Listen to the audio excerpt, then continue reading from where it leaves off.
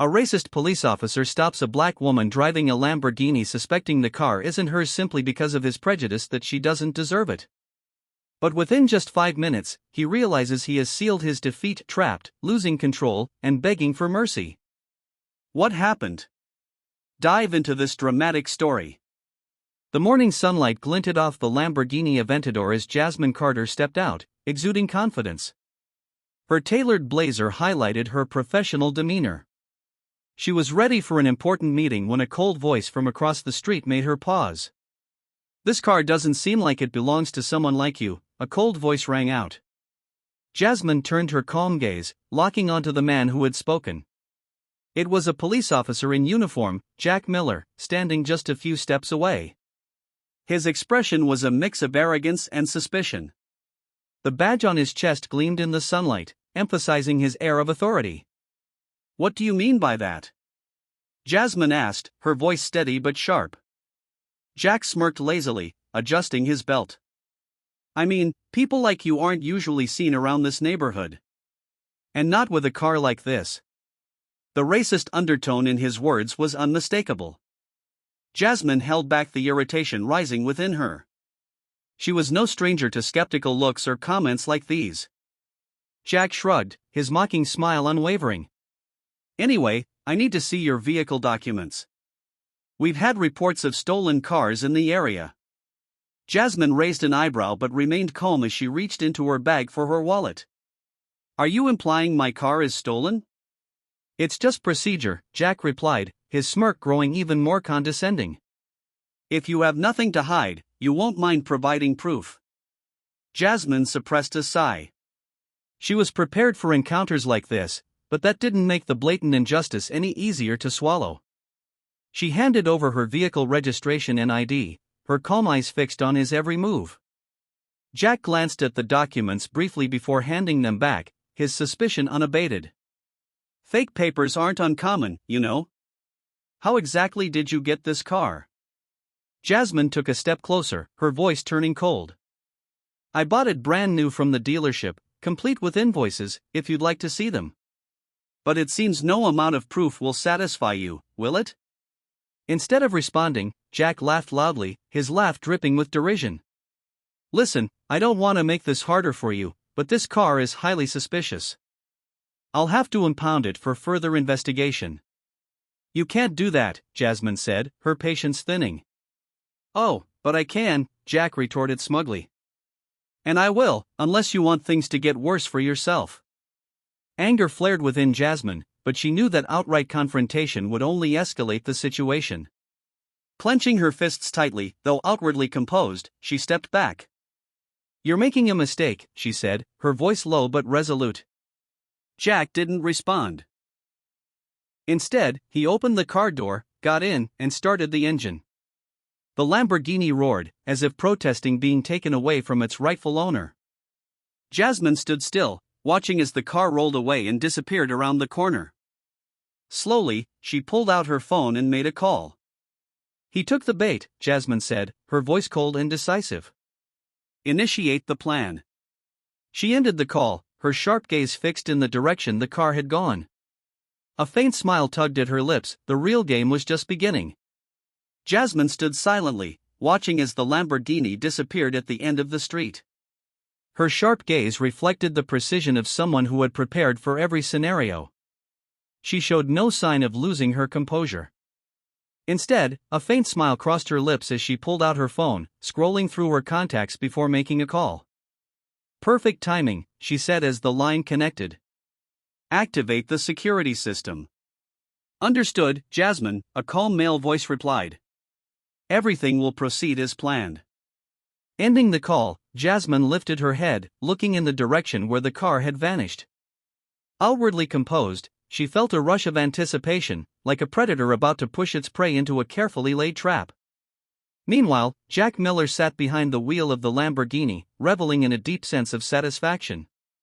He ran his hand over the premium leather steering wheel, his eyes scanning the intricately designed interior. To him, this wasn't just a car, it was a symbol of control, a representation of the power he thought he wielded. "Who does she think she is?" Jack muttered, a smug grin lingering on his face. He pressed down on the accelerator, feeling the raw power of the roaring engine like a wild beast ready to conquer. The car sped through the streets, drawing envious glances from passers-by. But Jack's euphoria didn't last long. A soft chime sounded from the dashboard, followed by a message flashing on the digital screen: unauthorized user detected. Activating security protocol, ****. Jack frowned, his fingers tapping quickly on the touchscreen. What the hell is this? He muttered. Almost immediately, the engine began to decelerate. He pressed hard on the accelerator, but the car didn't respond. The Lamborghini veered onto an empty street, heading toward the outskirts of the city. The sleek skyscrapers and luxury storefronts faded away, replaced by old warehouses and desolate lots. The dashboard continued to flash ominous messages: control override engaged. Please remain seated, ****. Jack grabbed his radio, desperately trying to contact his colleagues. This is Officer Miller. I need immediate assistance, the vehicle is out of control. But the radio emitted only static. Jack's communication had been entirely disabled.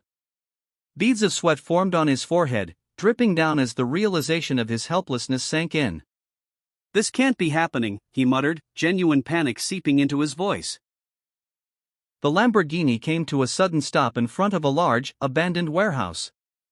The building's cracked windows and dim streetlights cast an eerie glow over the scene. The car doors opened automatically, but Jack didn't move. What the hell is this? He shouted, his eyes darting around, searching for any sign of human presence. The only response was the heavy silence of the night. Suddenly, the car's electronic voice spoke one last time: "Welcome, Officer Miller. Please proceed." Reluctantly, Jack stepped out, his boots crunching against the uneven ground. The air was cold and unnervingly still, the kind of quiet that amplified the sound of his racing heartbeat. At that moment, the lights inside the warehouse flickered on. A blinding beam shone directly on Jack, forcing him to squint. The echo of footsteps grew louder, steadily approaching. "Welcome to my plan, Officer Miller," Jasmine's voice echoed, calm yet commanding. Jack spun around to face the source of the voice, his expression a mix of confusion and fear. For the first time, he realized he was no longer in control. What did you do?" Jack stammered, trying to cling to the remnants of his authority. Jasmine stepped out from the shadows, her sharp eyes cutting through the smug confidence Jack once wore like armor. She stopped just a few steps away, a faint smile playing on her lips. "I simply helped you understand that power doesn't belong to those who abuse it," Jasmine said, each word striking at the fragile pride Jack had left. This moment marked more than Jack's downfall, it was the first step in Jasmine's larger mission to dismantle a system riddled with injustice. The dim light in the old warehouse cast long shadows on the walls, creating an atmosphere both ominous and tense. Jack Miller stood frozen in place, his eyes darting around the vast room. In front of him, Jasmine Carter emerged from the darkness, exuding a cold yet commanding presence. Following her were two men dressed in black suits, one holding a tablet and the other a thick folder. A large screen set up in the corner of the warehouse flickered to life, displaying footage from the cameras inside the Lamborghini. Every action Jack had taken since forcibly confiscating the car was recorded. "Don't worry, Jack," Jasmine said, her tone light but laced with biting sarcasm. "I thought you might want to review what you've done today." On the screen, clips began to play, exposing Jack's abuse of power and discriminatory behavior in numerous incidents. Jack stood rigid, his worried eyes darting between Jasmine and the screen. His breathing grew heavier, but he tried to mask his unease by raising his voice. "This is just a misunderstanding. I have the authority to investigate suspicious property." "A misunderstanding?" Jasmine interrupted, her gaze sharp as a blade. "Then let me help you understand better." She signaled to the man with the tablet. He stepped forward and opened another file on the large screen. This time, the footage wasn't from the Lamborghini. The new clips showed Jack in various other scenarios, all captured by dash cams or hidden cameras. One video showed Jack stopping a young black man's car and demanding an unreasonable search. Another showed him accepting an envelope from a small business owner, a clear bribe to avoid penalties. Yet another clip displayed Jack using unnecessary force on an innocent person, accompanied by hateful, offensive language. This is fake," Jack shouted, stepping back, his face now drenched in fear. "You staged all of this. It's a setup." "Staged?" Jasmine raised an eyebrow, her lips curling into a disdainful smile. "Don't worry, there's more." She walked to a table and picked up a thick folder. Inside were copies of formal complaints filed against Jack by citizens and even his colleagues. Each page detailed a story, a piece of evidence showing how he had abused his authority for years. "Did you think you could get away with this forever?" Jasmine said, her voice now sharp and cutting. "The people you've bullied, the families you've hurt, even the colleagues you silenced, they've all been watching, Jack. And now, so is justice." Jack stepped back further until his back hit a cold steel pillar. Sweat trickled down his face as he struggled to regain his composure, but his shaky voice betrayed him. You can't do this. I have rights. I have the right to destroy lives? The right to abuse your badge to protect yourself? The right to turn this system into a tool for your petty ego?" Jasmine took another step forward, her piercing gaze locking onto him like a predator ready to strike. Jack didn't respond. His head hung low, unable to meet her eyes. "This is just the beginning," Jasmine continued, her tone steady but full of resolve. "I've been tracking you for months, Jack. What you did today is just the tip of the iceberg. And now that iceberg is about to melt under the light of justice." She turned away, motioning to her team. The men began transferring the files and video clips, preparing to send the evidence to authorities and the media. Jack stood motionless, stripped of any semblance of dignity. He knew he had lost, but what terrified him most was what would come next. As Jasmine left the warehouse, she glanced back at him one last time, a cold smile playing on her lips. "You've been playing a dangerous game, Jack," she said, her voice echoing in the space. "But you're not the only one who knows how to play." The warehouse door slammed shut behind her, leaving Jack alone in the darkness to face the reality that his days of abusing power were over. Jasmine stepped out of the warehouse, her gaze still icy, but her mind raced with thoughts. While she had just dealt a significant blow to Jack Miller, she understood he was not the root of the problem. Someone like Jack wasn't smart or daring enough to act alone, especially with years of unchecked abuse of power and no repercussions. A sleek black SUV waited outside, its engine purring softly. As Jasmine opened the door and stepped in, Laura Bennett, her trusted ally and a brilliant investigator, was intently analyzing a stream of data on her laptop. "Laura," Jasmine said, breaking the silence. "We need to dig deeper. Jack is just the tip of the iceberg." Laura looked up, her sharp eyes visible behind her glasses. "I thought the same. I've been digging into his financial records. There's a suspicious money trail, anonymous payments made to Jack over the past 2 years. What's interesting is that they all tie back to an old organization linked to someone named Robert Kane." The name made Jasmine pause. "Robert Kane? That sounds familiar." "Former cop," Laura replied, her voice edged with caution. "He was once a respected officer but abruptly left the force over a decade ago after a major scandal involving evidence tampering. He vanished from public view after that, but sources suggest he's maintained ties with powerful figures within law enforcement." Jasmine frowned. "If Kane is really behind this, it's bigger than I thought. He's not just shielding Jack, he's likely running an entire corruption network." Laura nodded, her fingers flying over the keyboard as she pulled up more information on her screen. "I found records of properties linked to Kane, suburban homes, shell companies, and even an abandoned industrial site. But the intriguing part is how he keeps everything beyond the reach of authorities. Each property is registered under different names." Jasmine leaned closer, her eyes narrowing at the screen. "He's building a fortress, hiding the truth from the system. This isn't just about protecting people like Jack. Kane is running a full-scale corruption empire." As the SUV sped through the night, Jasmine pondered deeply. Robert Kane, once celebrated, had become a symbol of rotting power. But how had he managed to avoid scrutiny for so long? Sensing Jasmine's thoughts, Laura spoke up. Kane isn't doing this alone. I've reached out to a reliable inside source. From what I've learned, he's got an entire network, not just cops but lawyers, business leaders, even a few judges. They protect each other, using their influence to keep everything in the shadows. Jasmine nodded slowly, the bigger picture coming into focus. If we want to take Kane down, we don't just need evidence against him. We need to expose his entire network. But first, we need to know everything about him. In the days that followed, Jasmine and Laura relentlessly pursued leads tied to Kane. One of the first anomalies they uncovered was the sheer number of complaints and lawsuits filed against officers under Kane's command before he left the force. All the records had mysteriously vanished. But through anonymous sources, Laura unearthed a few remaining fragments. A 2008 report detailed a major corruption case Kane had covered up by destroying evidence. Another incident in 2012 revealed a whistleblower accusing Kane of accepting bribes from a corporation to protect their illicit activities.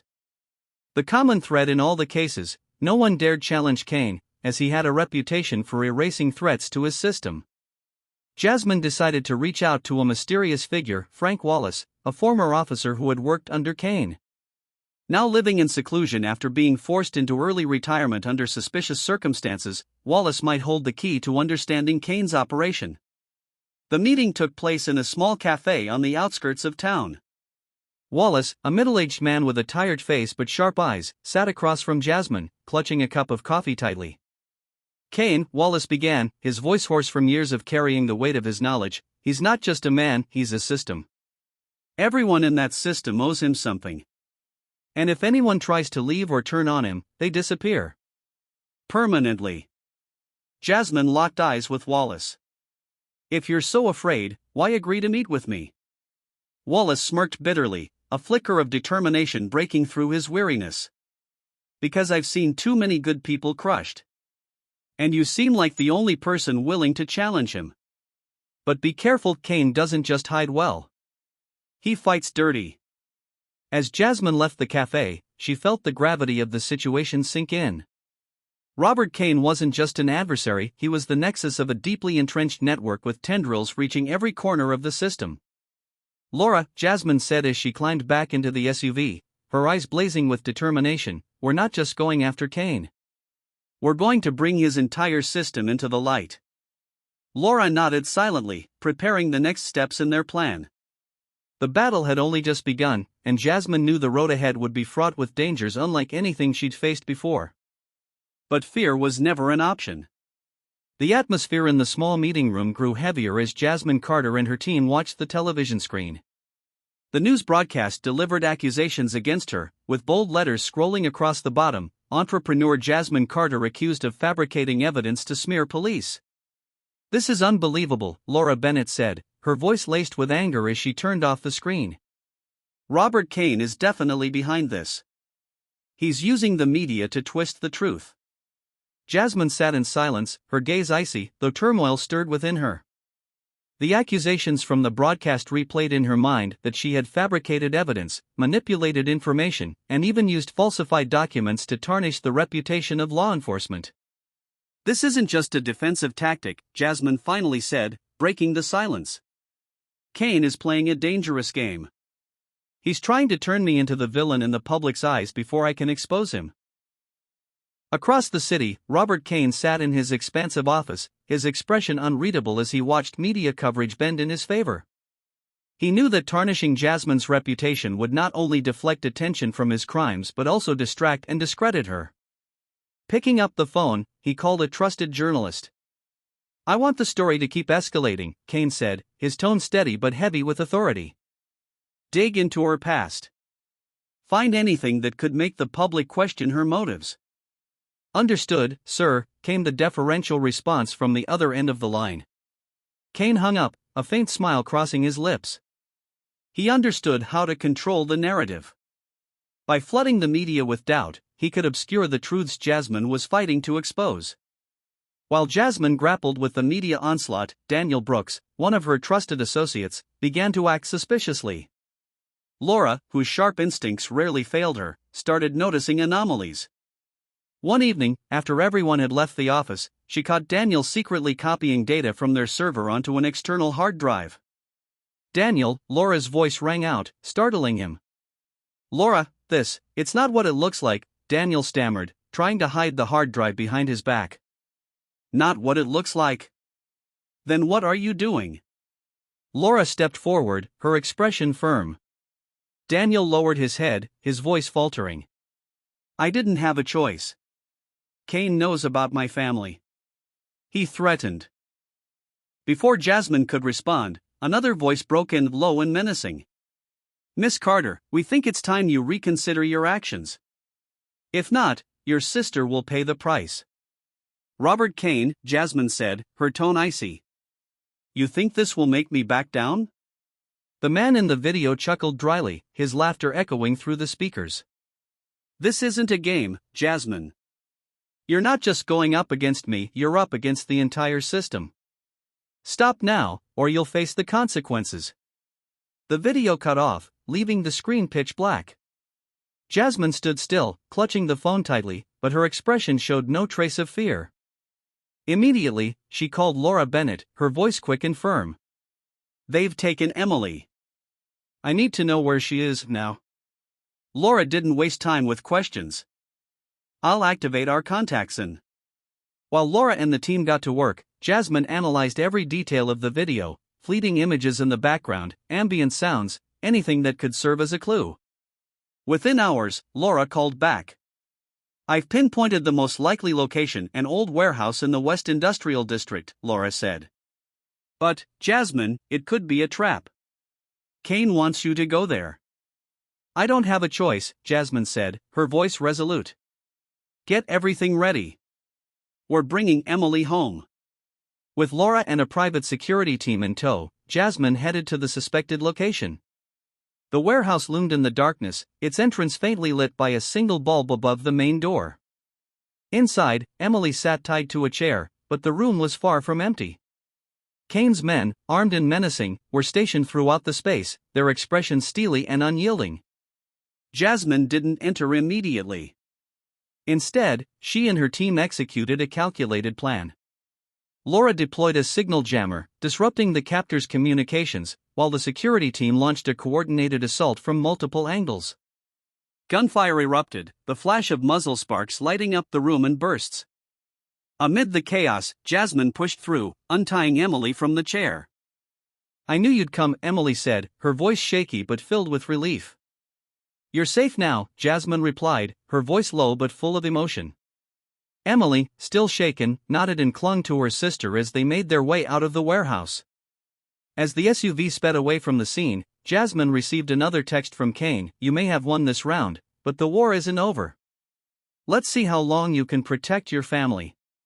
Reading the message, Jasmine's eyes burned with fury and unrelenting determination. "He's wrong," she said to Laura. "Kane doesn't realize it yet, but this time, he's gone too far." In her heart, Jasmine made a solemn vow. She wouldn't just bring down Kane, she would dismantle his entire network, not just for justice, but to ensure her family's safety once and for all. The SUV sped through the night as Emily sat in the back seat, trying to steady her breathing after the harrowing ordeal. Jasmine and Laura Bennett sat silently in the front, the tension in the vehicle palpable. Emily was safe, but Jasmine knew the rescue was just the beginning. "We need to act faster and hit harder," Jasmine finally said, breaking the silence. "Kane won't sit idly after this failure. He'll strike back." Laura nodded, her eyes glued to the laptop balanced on her lap. "I've traced data from the warehouse we just left. It wasn't just a holding place for Emily, it's part of Kane's money laundering operation." Jasmine turned sharply to Laura, her gaze piercing. "Money laundering? Kane's using shell companies to launder funds. These transactions are tied to a major corporation, but we'll need more details." After ensuring Emily was taken to a secure location with the private security team, Jasmine and Laura dove into analyzing the data retrieved from the warehouse. On an abandoned hard drive, they uncovered a series of secret transactions connecting offshore accounts to local shell companies. "Look at this," Laura said, pointing to a name on the list. "Lynx Corp.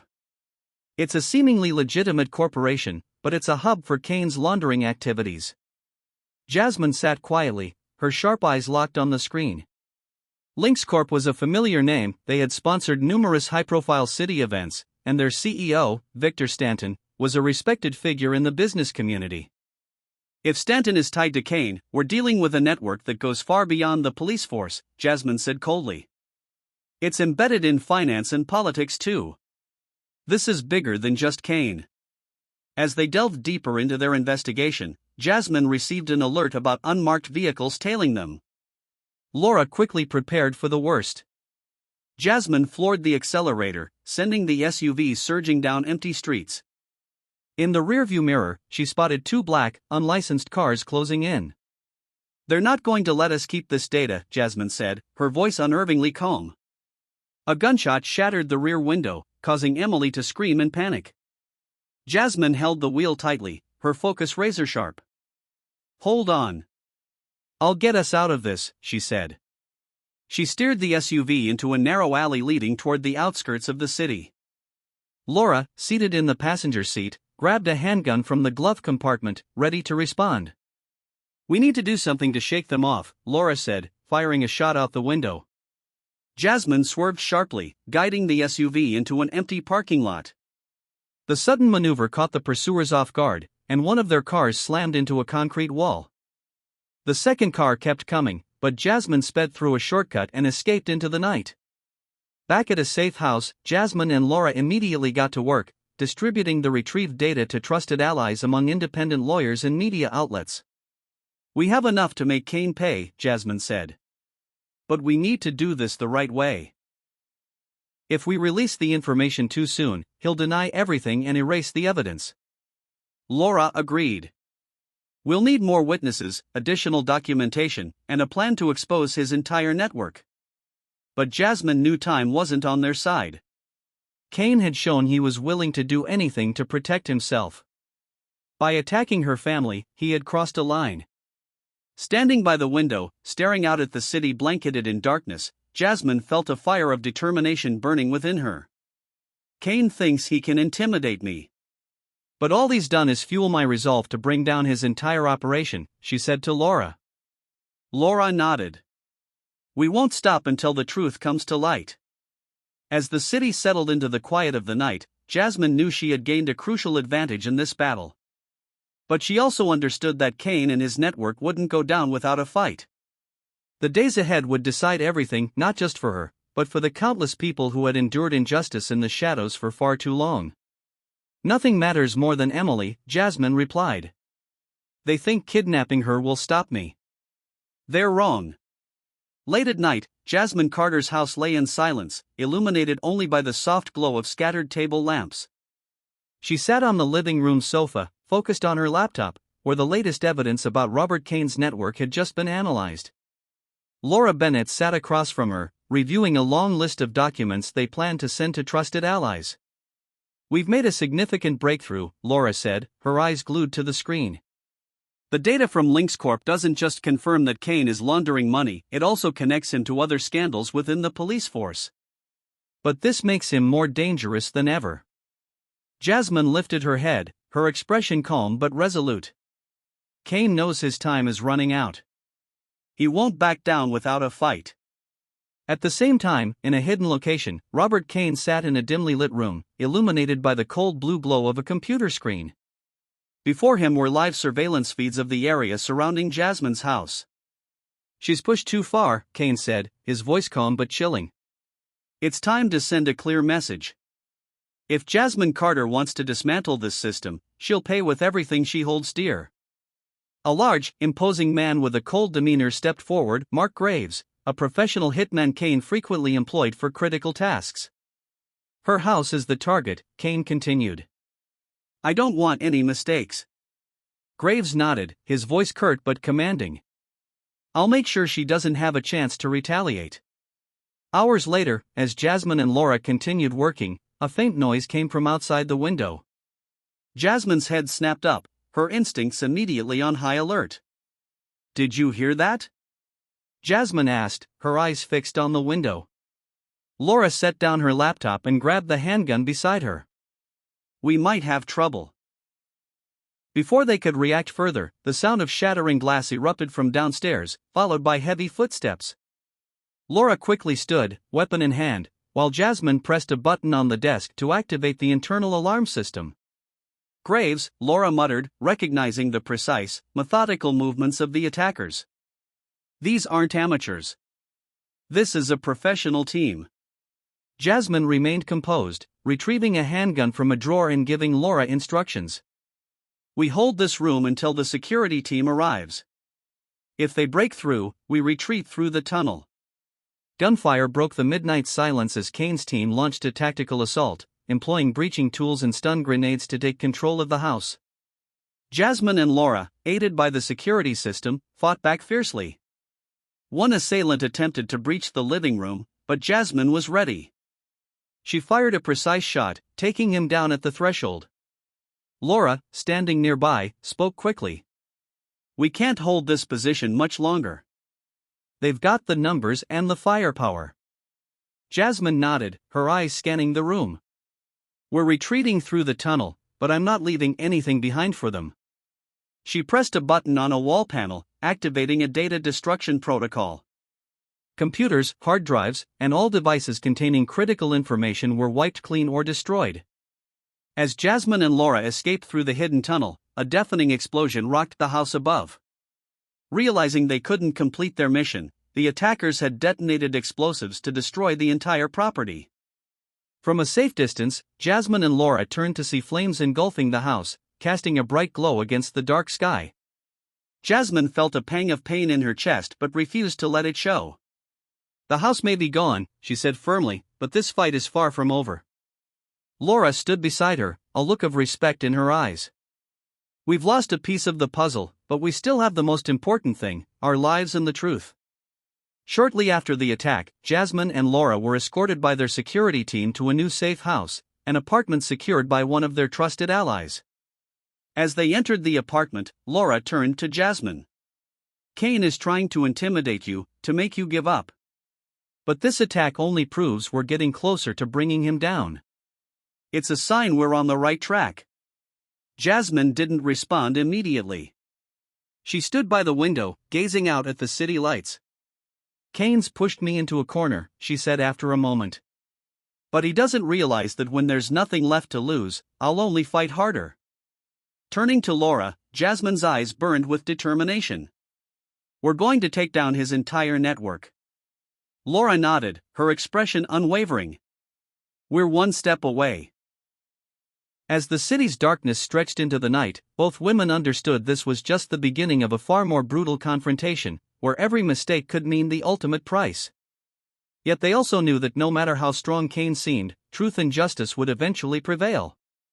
Deep in the night, the neon lights from the street reflected through the glass window, illuminating the room where Jasmine Carter stood waiting. She was ready, mentally and physically, for the confrontation she knew was inevitable. The data retrieved from Robert Kane's underground facility wasn't just enough to hold him accountable, it was the key to exposing an enormous web of corruption that had infected every corner of the city. Laura Bennett entered the room, her face tense but filled with determination. "He's here," she said. "Kane knows this is the end for him. But don't expect him to go down without a fight." Jasmine nodded, her eyes fixed on the darkness outside, where Robert Kane was being escorted in. "This is what I've been waiting for," she said, her voice calm but resolute. Robert Kane entered the room, his hands cuffed behind his back.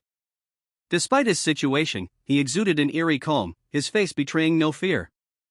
His sharp eyes scanned Jasmine, as if measuring the woman who had dismantled the empire he had spent decades building.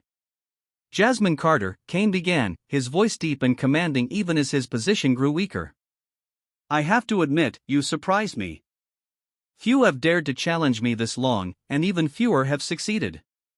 "Don't mistake surprise for admitting defeat, Kane," Jasmine replied, her gaze unwavering. "You're not invincible. Tonight, you'll pay for everything you've done." Kane smirked, but the bitterness behind his smile was unmistakable. "You don't understand, do you? This isn't about me. It never was." Jasmine stepped forward, standing face to face with Kane. "Don't deflect. You built this network. You allowed it to thrive. You hurt countless innocent people for your greed. Cain shook his head slightly, his voice softening as if recalling a memory. Do you know, Jasmine, I was once like you. I believed I could change everything. When I was younger, I fought corruption and stood against those who abused their power. But you can't imagine how hard it is. This system is like a wild beast. You either tame it, or it devours you. So you chose to become part of it, Jasmine said, her voice laced with contempt. Not part of it, Cain replied, his eyes glinting with faint regret. I tried to control it. To make it less cruel. But then I realized you can't change it. And if you can't beat it, you have to use it. And you used it to enrich yourself. To protect yourself. To destroy people like my father, Jasmine said, her voice rising with anger. You say you fought, but all you did was betray your ideals. Cain stared at Jasmine, a flicker of vulnerability crossing his otherwise cold expression. Your father, Charles, was the only man I ever truly respected. He was a good man. But the system killed him. I swore I wouldn't let it happen to me. And what did you do? Jasmine shouted, no longer hiding her fury. You became exactly what you once despised. You've caused so much suffering just to protect yourself. You're not a victim of this system, Cain, you're part of it. Cain fell silent for a long moment, as if weighing her words. Finally, he let out a soft laugh, devoid of any arrogance. Perhaps you're right. I betrayed everything I once believed in. But this system will never collapse completely. People like me will always exist. The door opened, and a tactical team entered to take Cain away. Before leaving, he turned back to Jasmine one last time. You're stronger than I thought. But remember this, when you try to fix the system, it will fight back. I'll be watching to see how long you can withstand the pressure. Jasmine didn't respond. She stood firm, her eyes fixed on Cain as he was led away. When the door closed, Jasmine turned to Laura, who had been standing in the corner. He's right, Jasmine said quietly, her voice thoughtful. This system is bigger than Cain. What we just did is only one small step. Laura nodded. But it's an important step. We've done what no one else dared to do, we made someone like Cain bow. Jasmine gazed out the window, where the first light of dawn was breaking. We can't stop here, she said, her eyes burning with determination. Cain was just the beginning. This system needs to change, and I won't stop until it does. In her heart, Jasmine knew the fight ahead would be long and grueling. But she also knew that with every step forward, with every truth uncovered, she was moving closer to her ultimate goal, a city no longer ruled by shadows.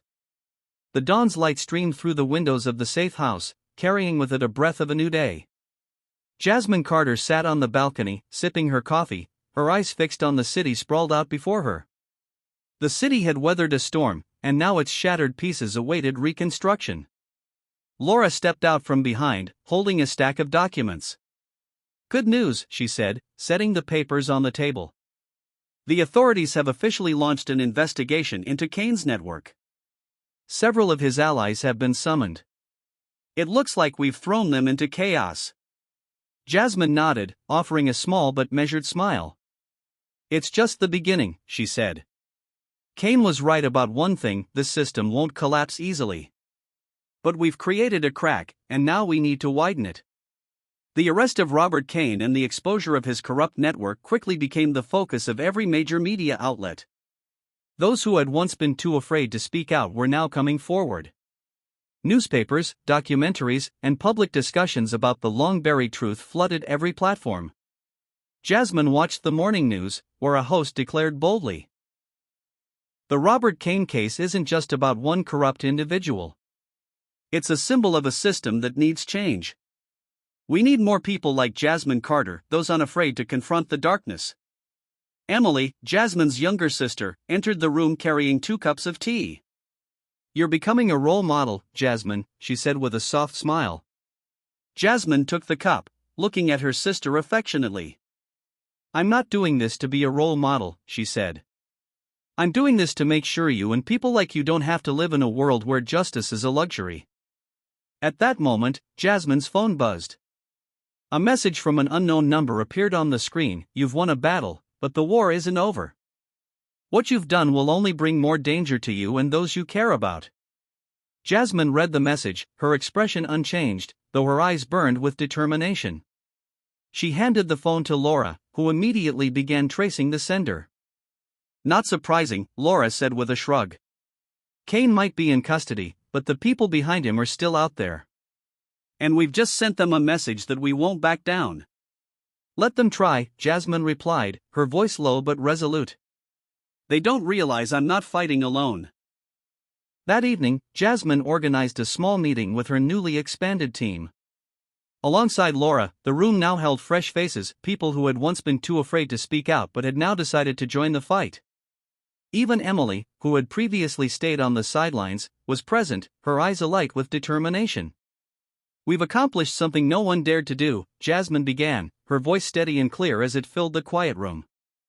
We've cracked open the shell of one of this city's largest corruption networks. But this isn't the end, it's only the beginning. She looked around, her eyes meeting each person's gaze. I know the days ahead won't be easy. They'll try to intimidate us, manipulate us, and make us afraid. But we must remember why we started this, to protect those who can't protect themselves, to expose the truth, and to build a fairer world. The room was silent, but in the quiet, a fire of collective resolve burned brightly. Jasmine's words had ignited something powerful, hope. Later that night, Emily stepped onto the balcony, finding Jasmine gazing out over the city. Are you sure you're okay? She asked gently. Jasmine smiled, her expression firm. I know what I'm doing. Emily nodded, her gaze steady as she stood beside her sister.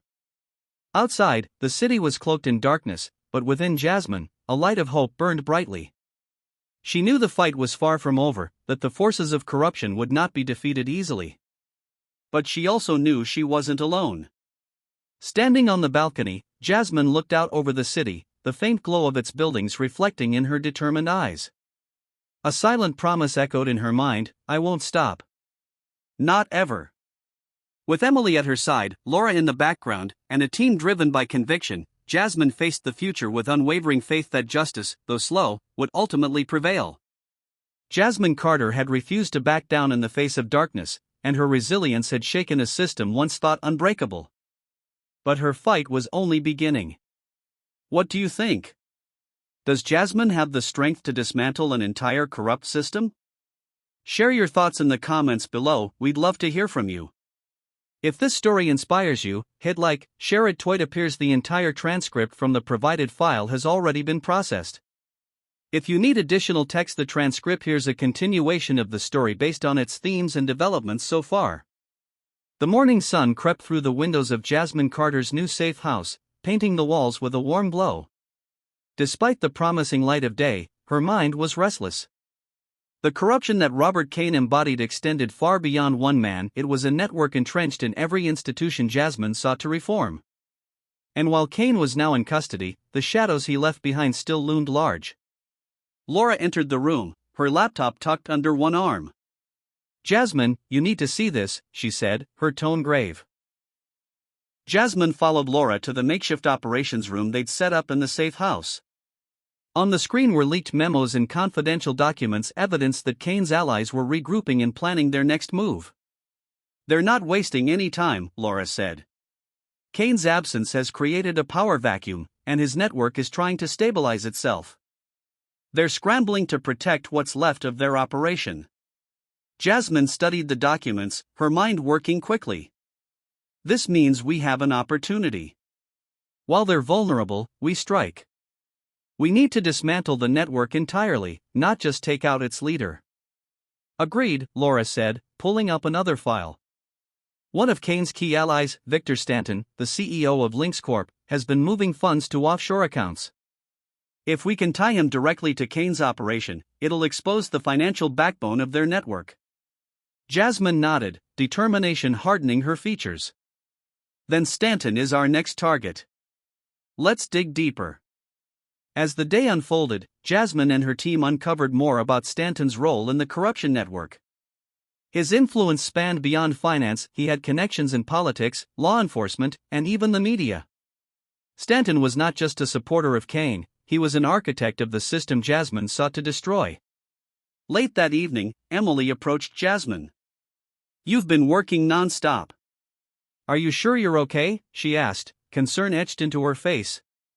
Jasmine managed a small smile. "I'm fine, Emily. I can't afford to slow down now. Every moment we wait, they regain their footing." "But you're human," Emily insisted. "You can't take this entire fight on your shoulders alone." Jasmine reached out and squeezed her sister's hand. "I'm not alone. I have you, Laura, and everyone who believes in this cause. That's what keeps me going." The next phase of their plan took them to a high-profile charity gala hosted by Stanton himself. Jasmine and Laura attended under the guise of investors interested in Lynx Corp. Their goal: gather incriminating evidence from Stanton's private office while he was distracted by the event. The gala was held at an opulent venue, filled with the city's elite. Jasmine moved through the crowd with ease, her confidence unshaken despite the high stakes. Stanton, a tall man with a charismatic smile, was mingling with guests, completely unaware of the storm brewing beneath his polished exterior. "Laura, I'm in position," Jasmine whispered into her earpiece. "How's the security system looking?" "Almost there," Laura replied from the surveillance van parked nearby. "The system's more sophisticated than we expected, but I'm working on bypassing it. Just keep Stanton busy for a few more minutes." Jasmine approached Stanton with a warm smile, extending her hand. "Mr. Stanton, it's a pleasure to finally meet you. I've heard so much about your work with Lynx Corp." Stanton returned her handshake, his expression one of practiced charm. "The pleasure is mine." "And you are?" "Jasmine Carter," she said smoothly. "I represent a group of investors looking for opportunities in innovative ventures." Stanton's eyes lit up at the mention of investments. "Well, Ms. Carter, you've come to the right place. Lynx Corp prides itself on staying ahead of the curve." As Stanton launched into a rehearsed pitch about his company's successes, Jasmine subtly guided the conversation, keeping him occupied while Laura worked to breach the security system. Meanwhile, Laura successfully gained access to Stanton's private office. Through the surveillance cameras, she spotted files and hard drives on his desk, exactly what they needed. "Jasmine," Laura's voice crackled in the earpiece, "I'm in.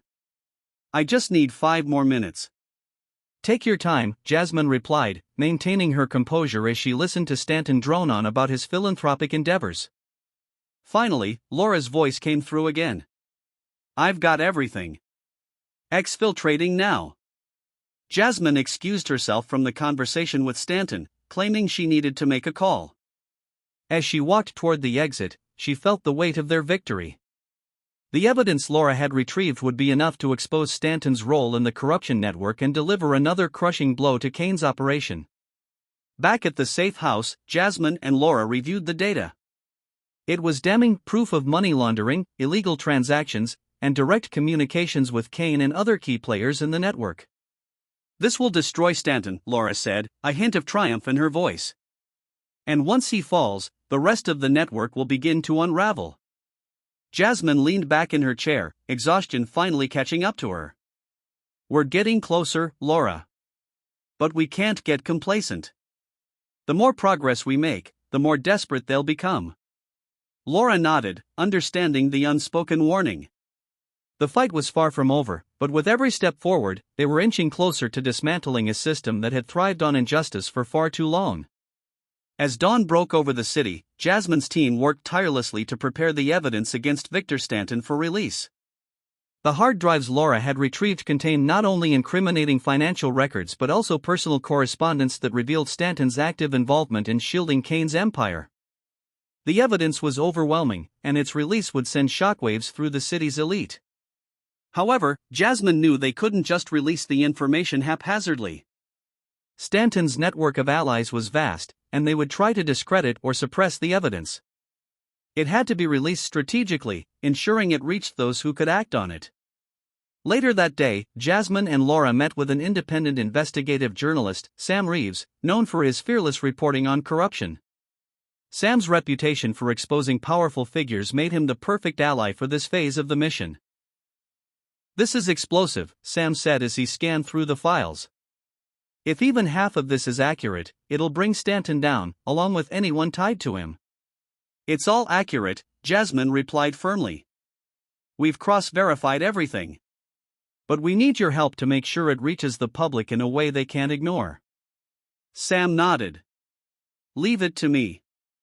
I'll start crafting the story tonight and work with my network to ensure it gets maximum exposure." As Sam left with the files, Jasmine felt a small wave of relief. This was a crucial step in their plan, but it also marked a point of no return. Stanton and his allies would retaliate, and they would not hold back. That evening, Jasmine gathered her team in the safe house. Emily was among them, her resolve unwavering despite the dangers they faced. "We've made significant progress," Jasmine said, addressing the group. "Kane is in custody, and now we're going after Stanton. But this isn't just about taking down individuals. It's about dismantling the entire system they built." Laura added, "The release of this evidence will be a turning point, but it also puts a target on all of us. We need to stay vigilant and anticipate their next move." Emily stepped forward. "Whatever happens, we're in this together. They've tried to scare us, divide us, and even harm us, but we're still standing. That's what matters." The room erupted into quiet nods of agreement. The team knew the risks, but they also knew the importance of their mission. The next morning, Stanton's world began to crumble. Sam Reeves's investigative report went live, accompanied by damning headlines: "The Hidden Empire of Corruption, Victor Stanton's Role in a Systemic Cover-Up."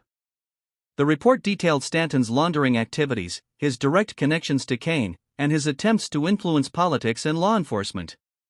It included copies of emails, financial transactions, and testimonies from whistleblowers, leaving no room for doubt. Public outrage was immediate. Social media exploded with calls for accountability. Protesters gathered outside LynxCorp's headquarters, demanding Stanton's resignation and a full investigation.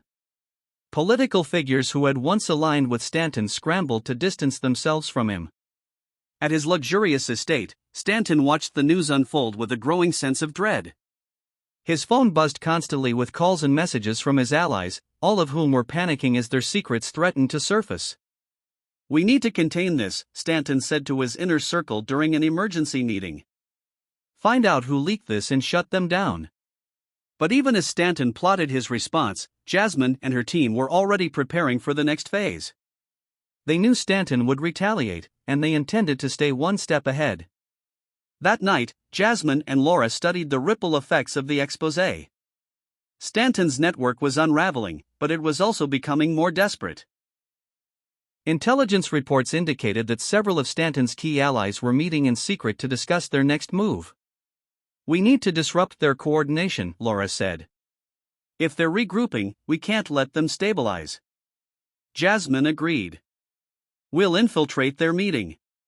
If we can capture evidence of their plans, it'll be the final nail in Stanton's coffin." The meeting was set to take place at an exclusive, members-only club in the city's financial district. Jasmine and Laura devised a plan to gain entry using forged identities and secure recording equipment. Their goal was to document the discussions and gather concrete proof of the network's continued operations. Disguised and armed with hidden cameras, Jasmine and Laura entered the club, blending seamlessly with the high-profile clientele. They navigated the opulent halls until they reached a private room where Stanton's allies were gathered. Through the slightly ajar door, they overheard snippets of conversation. "We can't let Stanton's downfall expose the rest of us," one man said. "If we don't act now, everything we've built will collapse." "We need to protect our interests," another added. "Whatever it takes." Jasmine activated the recording device, capturing every word. The meeting went on for hours, revealing plans to obstruct investigations, intimidate witnesses, and secure offshore funds.